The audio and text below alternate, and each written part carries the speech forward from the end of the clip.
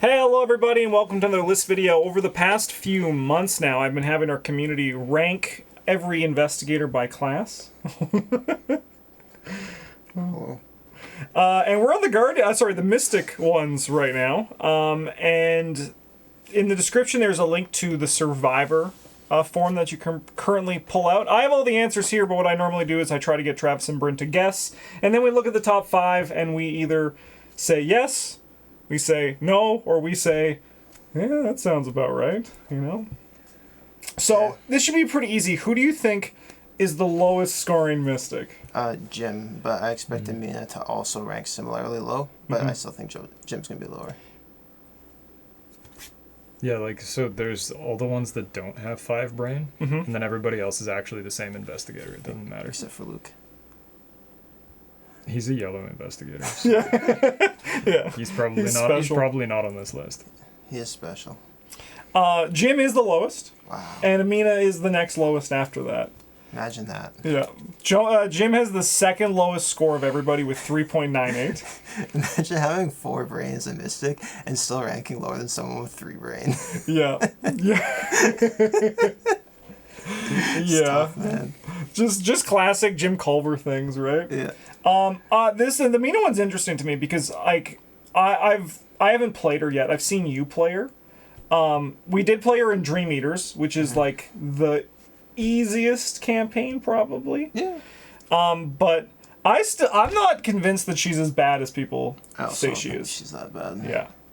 I don't think she's like great, No. but I think that she's gonna take time for people to like, you know. I don't think she deserves to be down there with like Jim and Lola and Jenny. Yeah, she is. She's actually below Jenny. Yeah. Zinedine Zidane did used to be one of the footballing greats. Yeah, that's true. But decidedly cost France. Yeah. The World Cup. So You know, that's the fallout of this here. Yeah. You get rated 4.27. One more Mystic rated below 5. Who do you think that is? is it Father Mateo? Yeah. Yeah, it's Father Mateo. He got 4.98. So, you know, Not even blessed tokens can save you from that. no, it's kind of just, you know, you're stuck in there. All right, who do you think is the number 1 Mystic? It might be Luke. Who's the best 5 brain? Is it Agnes?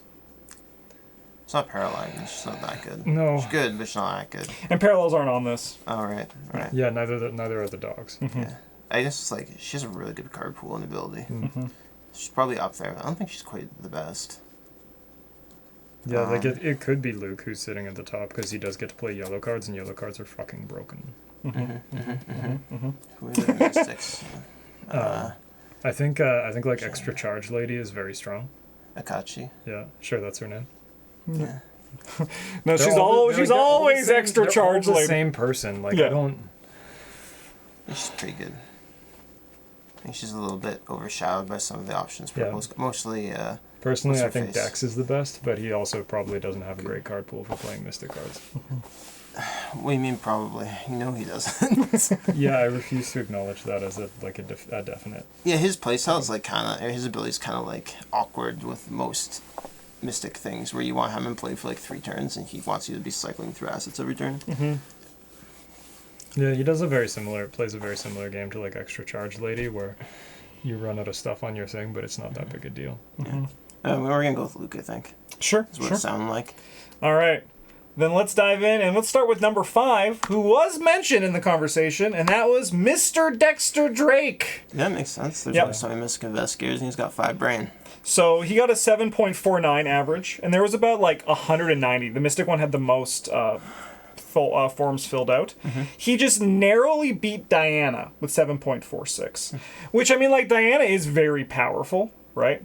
I think, like, to me, like, the top Mystics, like, they're pretty interchangeable, apart from the few that I would say, like, the top 3 on this list. Like, Yeah, I think Diana's like really, really good, but she's also quite difficult to play. yes, yeah, definitely. And She's built. very, very boring You know, to actually play with. Like, cool. I had a great It's a time. cool I played her. it's a cool concept, and it's fun for a while. Yeah.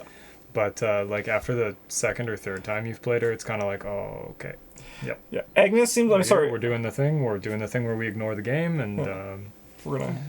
It's gonna be great. She does seem really fun, Diana, in Dark Matter because you just get so much experience in that campaign. You just I had like 80 experience in my deck at the end. Yeah, and you just loop deny existence 5s. Yeah. Just yes please, That's yes good. please, yes please.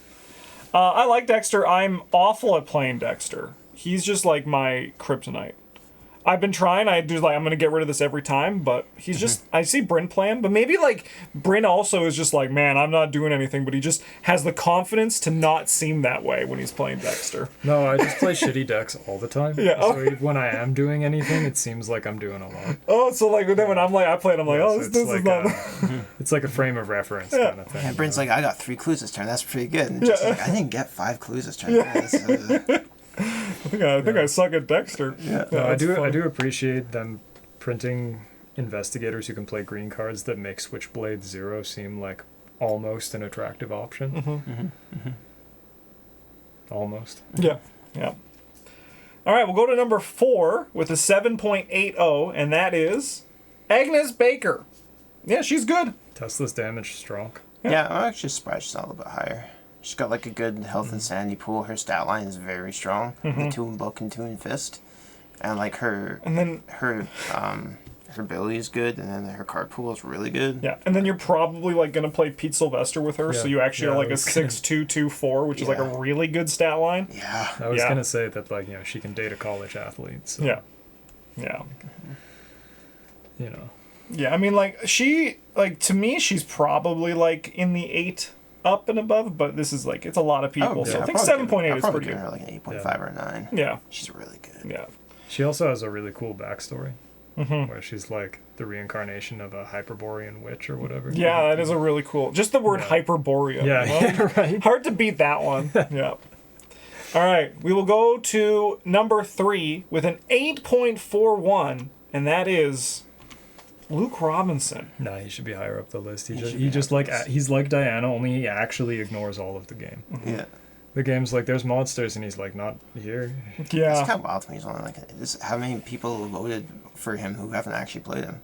I don't know. That's a good question, but I will say that the top 3 only has like a 0.40 difference between them. So like it's very close. This is like the tightest pack we've had. So that's really weird. Yeah. Yeah, you should have made a bunch of alt accounts. Yeah. I think what really cracked Luke for me when I was like, because I've seen him played a lot, and then I was like, this guy's always very impressive. There's a lot of fun builds you can do from him, but then when you can just nullify the enemy phase, I was like, that seems like a problem.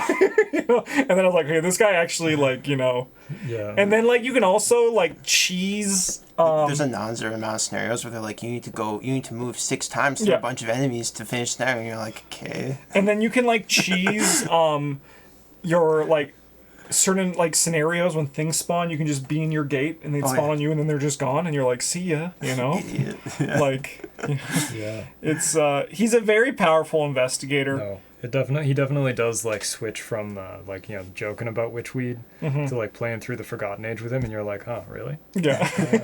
Yeah. I remember this being more difficult. Yeah, this is supposed to be hard.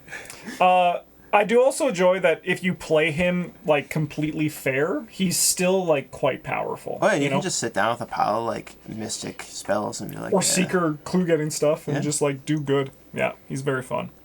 All right, our number 2 with an 8.66 is Jacqueline Fine, the Psychic. Yeah, it's pretty fair actually. The psychic. Yeah, being able to just manipulate tokens 1 a turn. Yeah, you just pass a test every turn. Yeah, will usually mean you'll win. You get her signature out, you're going to pass 2 tests a turn. That means you're going to win for sure. Yeah. She's boring as all sin, though. Oh, yeah. You know? Yeah. Got a nice stat line, though. Yes. We got 5 in our brain and like, some other numbers, too. Yeah. So, I mean, it is a little bit weird where it's like the kind of the Marie Lambeau thing, where she actually got a 5.76. Wow. It's because her card pool's ass. Yeah. Mostly. But like the whole thing where like the 3 in foot in Agnes feels a lot better than the 3 in book for Jacqueline. Yeah. Right? No, but you Yeah. can use it to investigate because you're not going to have a spell that does that because those are very rare and hard to find. It's true. I mean, how often are there just spells hanging out? And then you can use your ability to pass the test with Jacqueline It's Fine. not like they have to print a new one every time because it's not in the core set. Yeah. Rats. Yeah. Rats. All right, and number 1 is, with 8.84, is Grandma. Which, Oh yeah, no, I yeah. totally forgot about her. yeah. 8.84 is honestly a travesty. It should be higher. Yeah. We actually just talked about her last week, where, because she's just like nullifying one test around. It doesn't mean you're going to win. It makes you more likely to win, but being able to control the encounter deck probably Yeah, means you're going to we win. talked about passing at 2 tests per round is going to probably win you the game. Talk about Diana and how she can just like ignore the encounter deck, but like Gloria gets to let your entire team ignore the encounter deck. So Yeah, but she only has 1 foot. What if you draw an encounter card that makes you test foot? you won't. Yeah. You literally won't. I mean, I think that the top 3 seems... I think, like, Jacqueline and Luke switching also Yeah. kind of fits. Yeah, it's but, more like, fair. Gloria is, she's good. Jacqueline scoring a bit higher makes more sense to me because she's a lot easier to like. I think that Luke is more abusive of the game's rules and stuff Yeah. like that. Like we mentioned, with being able to hide in his gate and having enemies just like disappear. Yeah. It's pretty silly. But Jacqueline's definitely has like a lot lower floor. Yeah. For that kind of definitely. stuff. Yeah. And I'm also now, like, with Travis, just eagerly waiting and kind of, like, bated breath to see if Gloria is going to be the extra mystic or if she's going to get support cards. Or if that maybe, like, her signatures are just going to, like, neutralize her searching a bit because she is going to be adding cards to the encounter deck. Because, like, she adds, like, 3 of her weakness to the encounter deck, so maybe it makes it... I don't know. We'll have to wait to see, but... That's kind of cool, though. It is. One thing that I like looking at these tops, like the all these mystics, is that they're cool investigators because, like, you kind of look at, like, the design idea behind them and they're like, what if we, like, this top 3, what if we looked at a game aspect and the mystic is just like, I don't care, you know?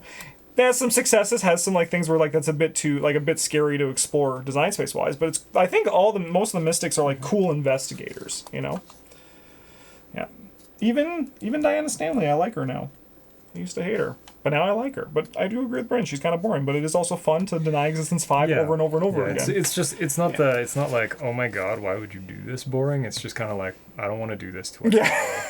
Yeah, same thing. It's like some of Parallel Agnes where they have like basically one deck and you kind of play it. And you're like, yep, that was fun. Yeah. I'm not gonna do it again, but it was fun.